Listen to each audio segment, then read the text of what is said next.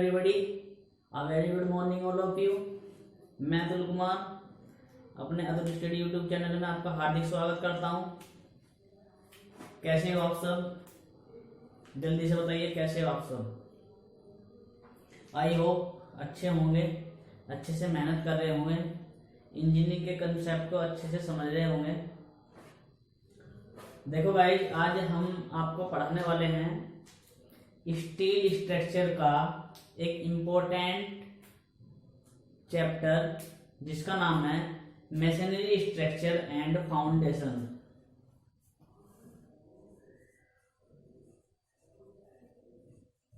Masonry structure and foundation. ठीक है guys.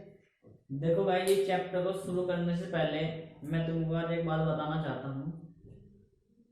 ये chapter exam point of view से बहुत ही इम्पोर्टेंट है। इसको आपको बहुत अच्छे से समझना है। ठीक है, इसके जो क्वेश्चंस आते हैं, न्यूमेरिकल्स आते हैं, वो एग्जाम में अक्सर पूछे जाते हैं। बहुत इंपॉर्टेंट चैप्टर है गाइज।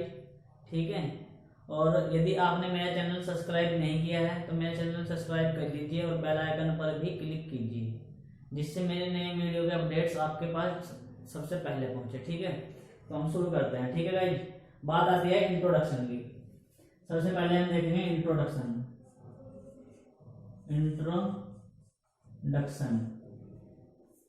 देखो इंट्रोडक्शन में क्या होगा। सबसे पहले मैसनरी स्ट्रक्चर होता क्या है। मैसनरी स्ट्रक्चर होता क्या है, व्हाट इज मैसनरी स्ट्रक्चर। देखो गाइज, मैं तुमको एक बात बता दूं, ऐसे structure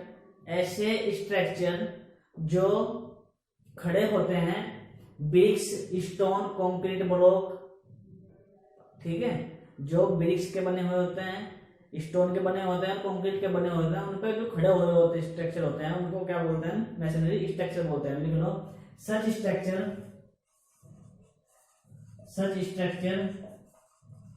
stand on bricks by stones, concrete block, ETC। ठीक है, जो स्ट्रक्चर इनके ऊपर खड़े होते हैं उनको क्या बोलते हैं? मैसनरी स्ट्रक्चर बोलते हैं। ठीक है गाइस, समझ में आ गया? एग्जांपल लिख लो। एग्जांपल क्या क्या हो सकते हैं? जैसे वॉल्स ब्रिक्स की बनी होती है, ठीक है, कॉलम कंक्रीट के बने होते हैं। इसके बाद जो चिमनी देखा होगा, चिमनी देखिएगा ये तुमने,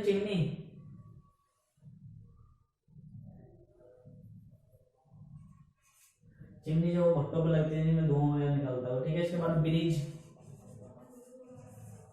आप नोट करते हुए चलिएगा। ठीक है, ब्रिज के बाद आता है डैम, और डैम के बाद आता है आपका रिटेनिंग वॉल।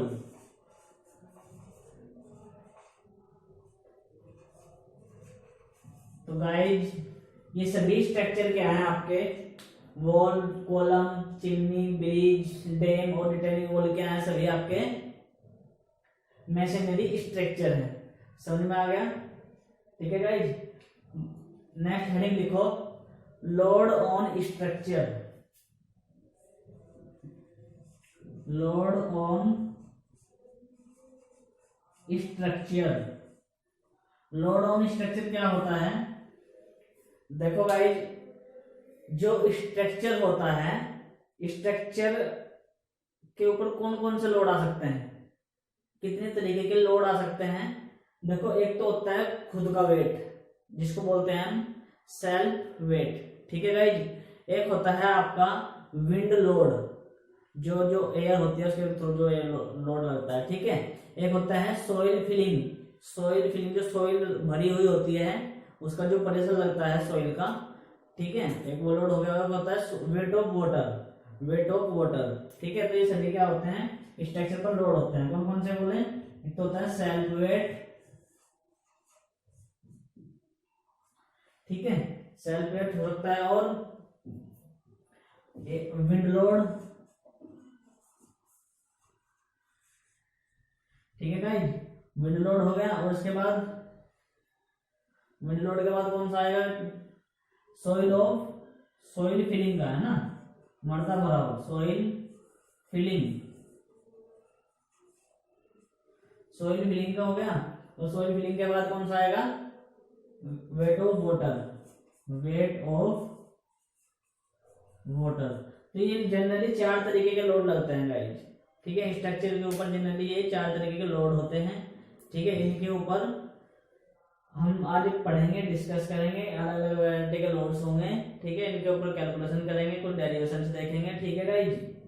ये बहुत ही इंपॉर्टेंट होते हैं, उतार लिया, ठीक है।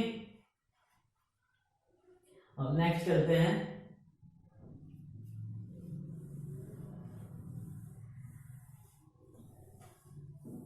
देखो भाई इनके बेस पर ही इनको क्या किया जाता है, क्लासिफाई किया जाता है। क्लासिफाई के अंतर्गत 3 तरीके के लोड जनरली होते हैं। कितने तरीके के होते हैं, 3 टाइप्स लोड होते हैं।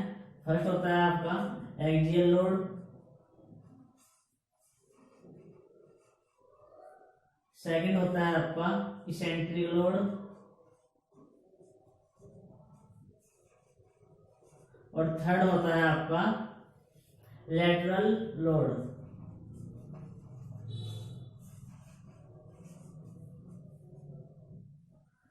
तो guys as you know that what is axial load. Axial load क्या होता है, तो एक्सियल लोड एक ऐसा लोड होता है जो किसी भी स्ट्रक्चर की न्यूट्रल एक्सिस पर लगता है, ठीक है। जैसे मैं कहूं ये कॉलम है, इसकी कोई ना कोई न्यूट्रल एक्सिस होगी, ठीक है। यदि मैं कहूं ये लोड न्यूट्रल एक्सिस पर ही लगा हुआ है, ठीक है, तो क्या बोलूंगा मैं, इसको एक्सियल लोड बोलेंगे फिर, ठीक है। और इसेंट्रिक लोड क्या होता है, इसेंट्रिक लोड देखो क्या होता है, यदि ये कॉलम है, ठीक है, और ये इसकी न्यूट्रल एक्सिस हो गई, यदि लोड न्यूट्रल एक्सिस से हटकर लगता है, यदि लोड कॉलम पर न्यूट्रल एक्सिस से हटकर लगता है तो उसको क्या बोलते हैं, इसेंट्रिक लोड बोलते हैं, ठीक है। और ये जो डिस्टेंस होती है, जितनी दूरी पर लगता है उसको ई बोलते हैं, स्मॉल ई क्या होता है, इसेंट्रिक डिस्टेंस होती है, ठीक है। हाँ स्मॉल ई है ये। बात आती है लेटरल लोड। ये लेटरल लोड क्या होते हैं, देखो गाइस हमें एक्सियल लोड पता होता है जनरली, इसेंट्रिक लोड हम पता कर लेते हैं, ठीक है। लेकिन बात आती है एक्सियल लोड की, लेटरल लोड की। लेटरल लोड में हम थोड़ा कंफ्यूज हो जाते हैं। लेटरल लोड होता क्या है, कोई बता सकता है?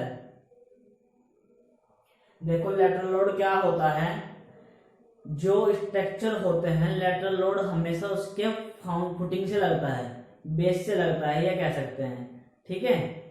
कहां से लगता है, बेस से लगता है और बॉटम से लगता है, ठीक है। बेस बॉटम और फुटिंग तीनों एक ही होते हैं।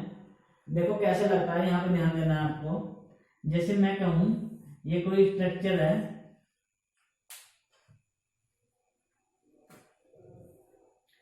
ये कोई आपका स्ट्रक्चर है इस तरीके का, तो जो लेटरल लोड लगेगा, जो सॉइल फिलिंग होगी नीचे, ये इस लोड जो सॉइल होगी, सॉइल ऊपर की ओर एक लोड लगाएगी, ठीक है।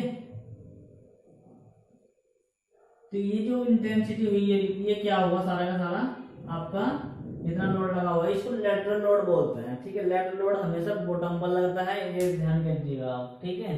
तो समझ में आ गया होगा गाइस कितने तरीके के लोड लगते हैं स्ट्रक्चर पर। 3 तरीके के लगते हैं, एक्सियल लोड, इसेंट्रिक लोड और लेटरल लोड। समझ में आ गया, ठीक है।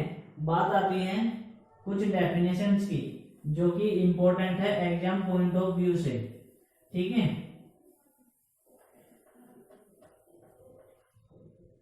हेडिंग डालिएगा आप डेफिनेशंस।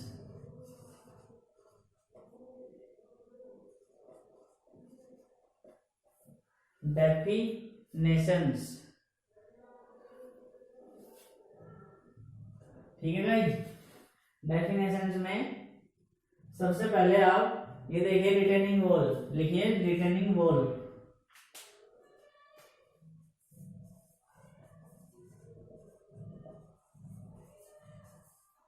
रिटेनिंग वॉल क्या होती है, रिटेनिंग वॉल एक ऐसा स्ट्रक्चर होता है जो मर्दा के भाव को रोकता है, ठीक है, मर्दा के भाव को रोकता है। स्टिल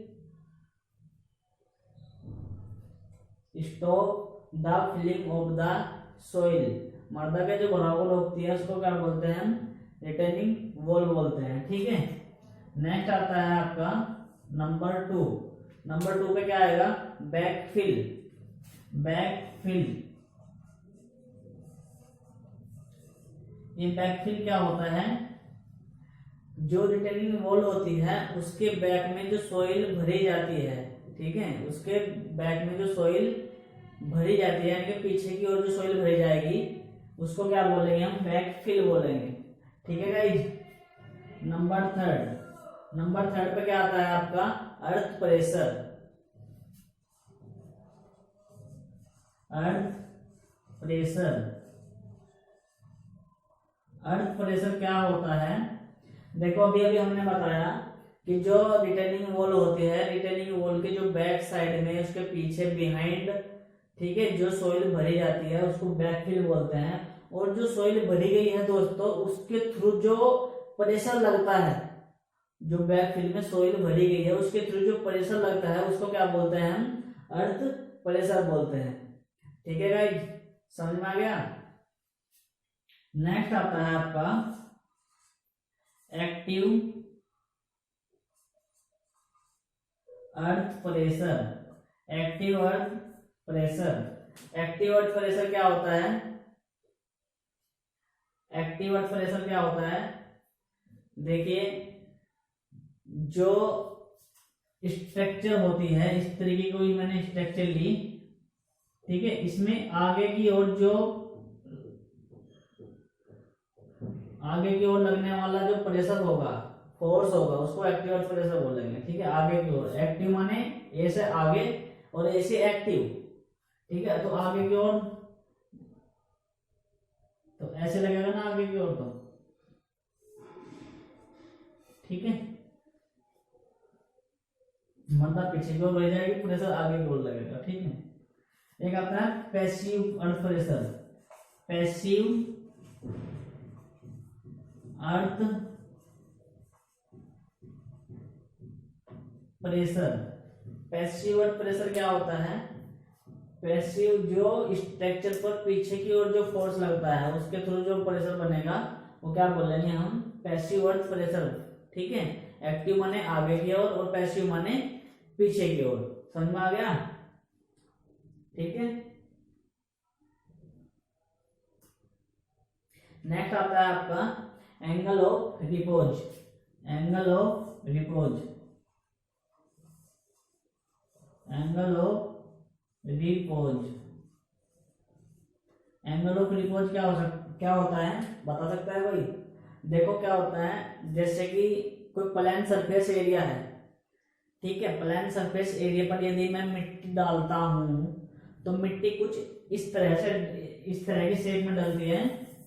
जैसे ये प्लेन सरफेस है तो यहाँ पे मैंने मिट्टी डाली तो मिट्टी कुछ इस तरीके की सरफेस में डल जाती है, जनरली देखा भी होगा आप लोगों ने, ठीक है।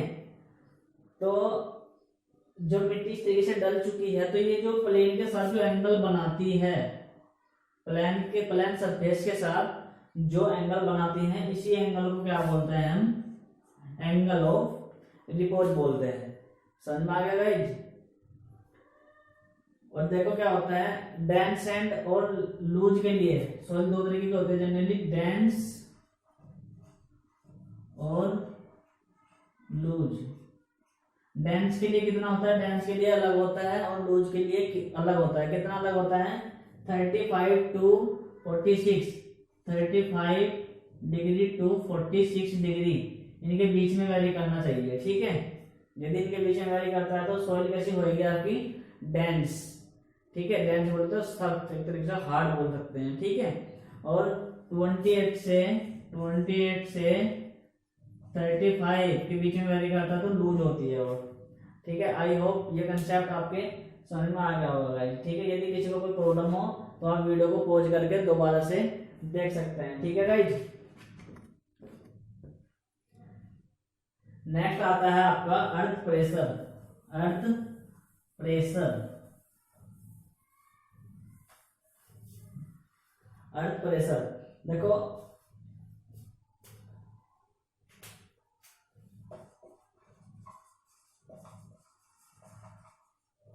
अर्थ प्रेशर, अर्थ प्रेशर पे दो साइंटिस्ट थे जिन्होंने, एक तो कूलम था COLUMN कूलम्स एंड रैंकाइन,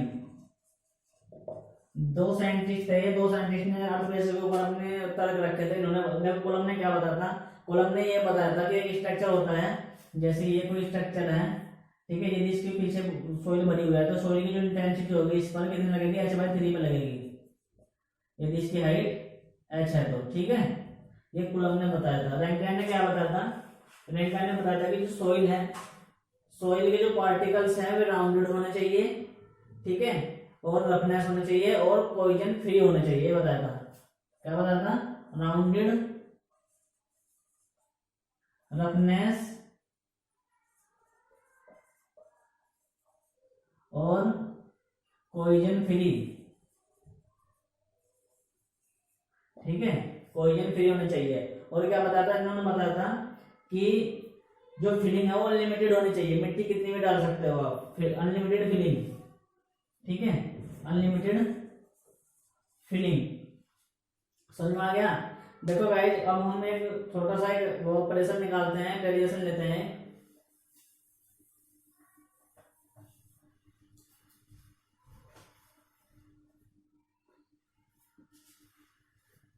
ठीक है, देखो रैंकाइन ने क्या किया था, एक सोइल लिया था, सोइल है ना, जैसे कि ग्राउंड सरफेस है आपका, जैसे आपको दिख रहा होगा, ये ग्राउंड क्या है आपका, सरफेस है, ठीक है। ग्राउंड सरफेस ले लिया मैंने AB,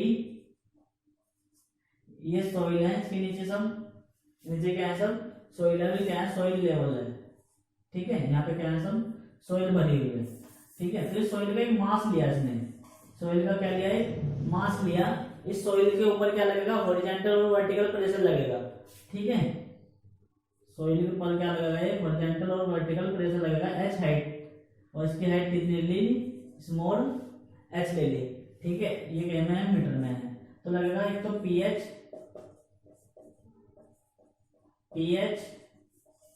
PV और PV।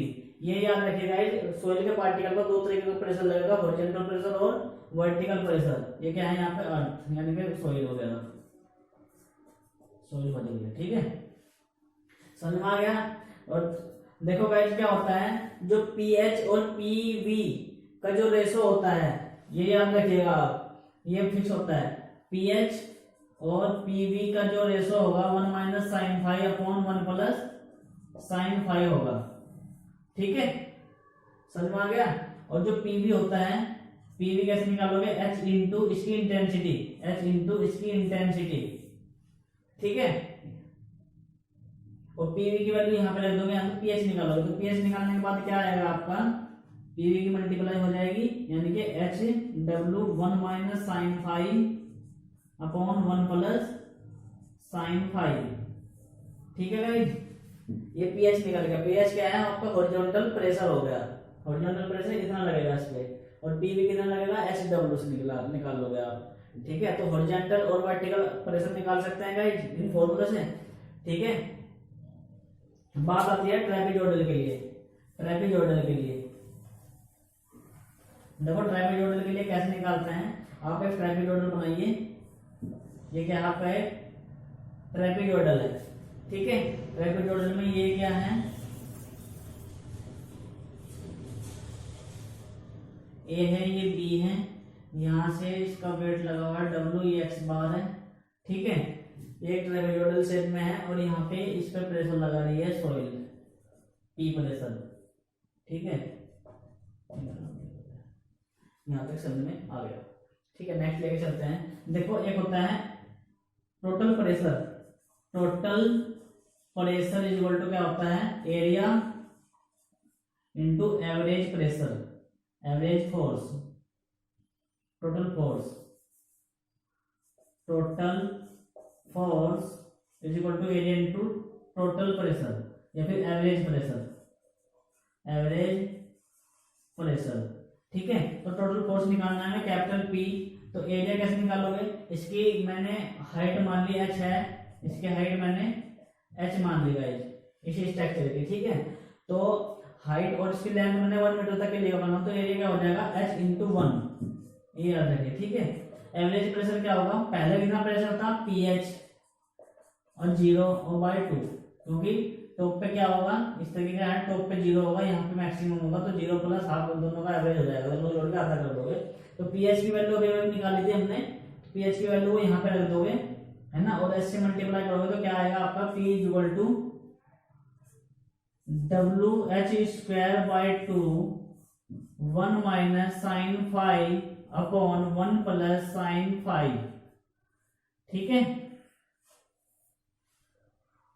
हाँ एवरेज निकालोगे तो ये एरिया देखो, कैपिटल H क्या है आपका, कैपिटल H है हाइट ऑफ वॉल, और स्मॉल h था वो क्या था, height of soil, height of soil. ठीक है, और ये फाई क्या है, एंगल ऑफ रिपोज। तो गाइस ये आपकी समझ में आ गया, ये बहुत इंपॉर्टेंट डेरिवेशन है, इसके ऊपर क्या होता है जनरली क्वेश्चंस आते हैं। ठीक है, उसमें आपको एंगल ऑफ रिपोज दे देगा, हाइट ऑफ वॉल दे देगा, और सोइल की जो इंटेंसिटी है वो दे देगा आपको। तो आपसे डायरेक्ट फोर्स पूछ लेगा कि इस पर कितना फोर्स लगेगा। फोर्स भी ना पूछे तो फिर पूछ सकता है हॉरिजॉन्टल प्रेशर और वर्टिकल प्रेशर भी पूछ सकता है। ठीक है, तो I think that dear students this concept are clear you, and I hope that तुम्हें बहुत अच्छा लगा होगा। तो every guys I hope that तुम्हें बहुत अच्छे से पढ़ना है, समझना है, जितने भी कंसेप्ट सबको क्लियर करना है। ठीक है गाइज, और यदि कोई आपको प्रॉब्लम्स आती है तो आप मुझे डायरेक्ट कांटेक्ट भी कर सकते हैं, और मैसेज थ्रू भी मुझसे जुड़ सकते हैं। ठीक है गाइज, और नेक्स्ट वीडियो में हम आपको इसकी स्टेबिलिटी चेक करना बताएंगे, स्टेबिलिटी कैसे चेक की जाती है, कैसे इसके और कुछ क्वेश्चंस करेंगे। ठीक है, और जैसे हम क्वेश्चंस करेंगे तो आपको अच्छे से क्लियर हो जाएगा। ठीक है गाइज, तो यदि आपने मेरा चैनल सब्सक्राइब नहीं किया है तो सबसे पहले आप मेरा चैनल सब्सक्राइब कर दीजिए और बेल आइकन पे क्लिक करना ना भूलें। ठीक है, तो गाइज मैं आज आपको एक पढ़ाई का एक नुस्खा बताने वाला हूँ। देखो क्या होता है कि जिंदगी भर कोसता रहा परिस्थिति को, जिंदगी भर कोसता रहा परिस्थिति को, जिस दिन मन स्थिति बदली उस दिन परिस्थिति बदल गई। ठीक है, ये दो लाइनें हैं लेकिन बहुत बड़ा महत्व होता है इन दो लाइन का। ठीक है, तो गाइस जिस दिन आपकी मन स्थिति बदल जाएगी उस दिन आपकी किस्मत बदल जाएगी। ठीक है, उस दिन आपकी परिस्थिति भी बदल जाएगी। ठीक है, तो आप बस मेहनत करते हुए चलिएगा, कोई इशू नहीं है। ठीक है, कि मुझसे नहीं हो रहा, जब आप प्रैक्टिस करोगे, जब तक आप अपने मन में अपना कॉन्फिडेंस लेवल नहीं बढ़ाओगे, जब तक आप क्लियर कुछ नहीं कर सकते। ठीक है, तो गाइज आपको पढ़ना है, मेहनत करनी है और अच्छे से